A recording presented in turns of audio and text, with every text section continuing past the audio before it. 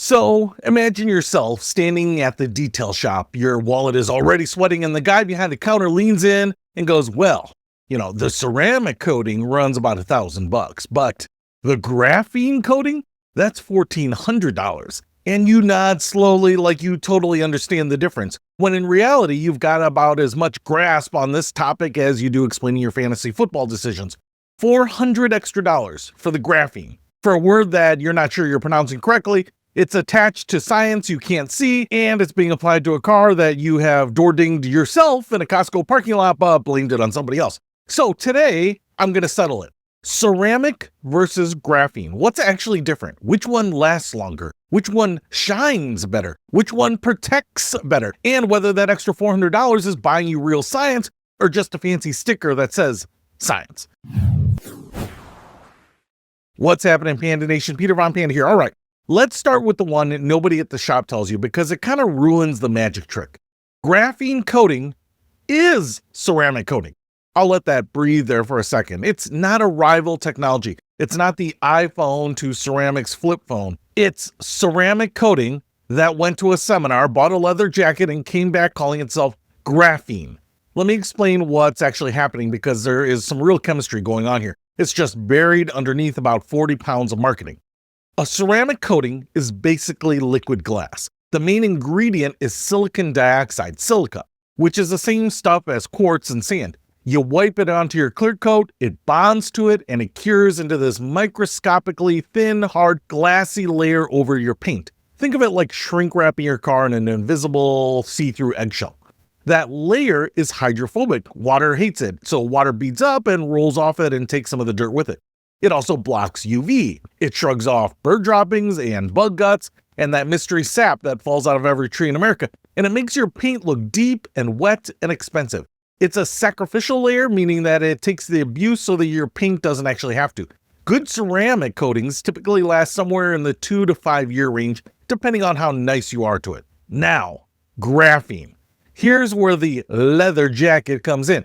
Graphene is a single layer of carbon atoms arranged in a honeycomb pattern. It's one atom thick. It is, no exaggeration, one of the strongest materials humans have ever measured. Pound for pound, it laughs at steel. Scientists love it. It's going into concrete, into batteries, into stuff that actually matters. It is genuinely impressive stuff. But here's the part that'll save you $400. The graphene coating on your car is not a sheet of pure miracle carbon. Nobody is bolting a Nobel Prize onto your Camry. What they're actually doing is taking some of that same silica ceramic coating and sprinkling in a little graphene oxide, basically graphene confetti as an additive. So you're not buying graphene, you're buying ceramic with graphene seasoning. It's a ceramic coating that ordered the truffle oil. So what does the truffle oil, the graphene, actually do? Because there are two real legitimate perks, and I'm not going to pretend that there aren't. Perk number one, heat. Graphene conducts heat really well. It pulls warmth across the surface and spreads it out instead of letting it pool. So why do you care about that? Well, water spots. Here's the thing regular ceramic struggles with. You wash your car and a few droplets hang around. The sun bakes that spot. The water evaporates and the minerals left behind cook themselves into tiny crusty fossils right onto your finish. That's a water spot, and they're a pain to deal with. Graphene helps because it doesn't let that one spot get screaming hot, so the water's less likely to leave a souvenir. If you live somewhere hot and sunny with hard water, the typical places like Arizona, Texas, New Mexico, anybody whose tap water tastes like a swimming pool, this is the one upgrade with real teeth. Perk number two, it's anti-static. Graphene has low electrical resistance, which is a nerdy way of saying it doesn't build up a static charge. And static is what makes dust cling to your car like it owes it money. So graphene-coated cars tend to stay cleaner a little longer because dust doesn't feel as welcome there. The slick surface has less cling and easier washes. So which one wins on the big four? Shine, protection, longevity, and worth it. Shine? Well, it's basically a tie. Ceramic might even have a hair more of that in deep, liquid, wet gloss looks because that glassy silica is what's doing the shiny in both bottles anyway. If a salesman tells you graphene is dramatically shinier, ask him to show you two identical cars side by side. He won't because he can't. Protection. Roughly the same on the stuff that really matters to most people, like the UV protection, chemicals, bird bombs. Graphene gets you that water spot and dust edge, but neither one, and I can't say this loudly enough, neither one is scratch proof. They are not body armor. If you take your keys to the door panel, you're going to lose and you're going to deserve it. Longevity. This is where the marketing gets spicy. You'll see graphene advertised as 5 years, 10 years, lifetime. And on a bottle at the parts store, 20H hardness and lasts longer than your marriage, which for most people is maybe a couple months.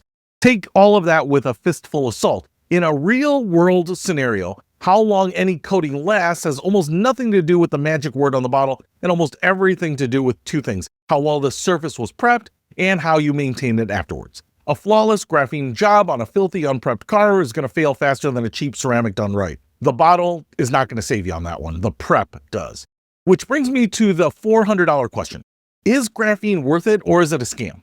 It's not a scam, let me be clear about that, but it's not a miracle either. And here's the tell that made me a believer in being a skeptic. One of the most respected coating companies in the entire industry flat out refused to sell a graphene coating for years because in their own testing, it didn't beat out the ceramic they already made. So let that sink in. And notice something else here. Just about everybody screaming that graphene is the second coming is also the guy who happens to sell graphene. It's just coincidental that it works out that way. When the only people hyping the cure are the ones holding the bottle, keep one hand on your wallet. So here's how you actually make the decision standing at the counter, because this part is totally fetch and it's the only part that really matters. Stop buying the word. Start buying the job. That $400 gap, spend it on the better shop, not the fancier bottle. A killer ceramic job from a guy who preps obsessively and stands behind his work will smoke a lazy graphene job every single day of the week. So ask all three questions.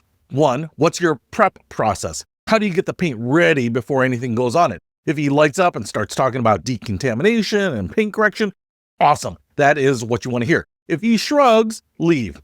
Number 2, what's the warranty? What does it actually cover and what voids it?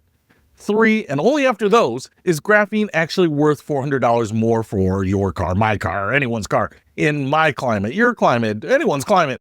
Because if your garage kept in a mild place and you just want it shiny and protected, ceramic is plenty and you just bought yourself a steak dinner on top of that for you and probably 3 of your friends. But if you're parking it outside, baking that sucker in the sun, fighting hard water and dust, graphene's 2 real perks line up exactly with your problems. And now that upcharge starts to make a little bit more sense. So that's the whole game. It's not ceramic versus graphene. It's good prep versus bad prep, and the right tool for your particular driveway. So, what's living on your car right now? Ceramic, graphene, a coat of wax when Carnauba was a top dog on the shelf? And tell me what climate you're in, because that's also half the answer here. So hopefully that helps either save you money or pick the most expensive thing out there. Peter Von Panda, out.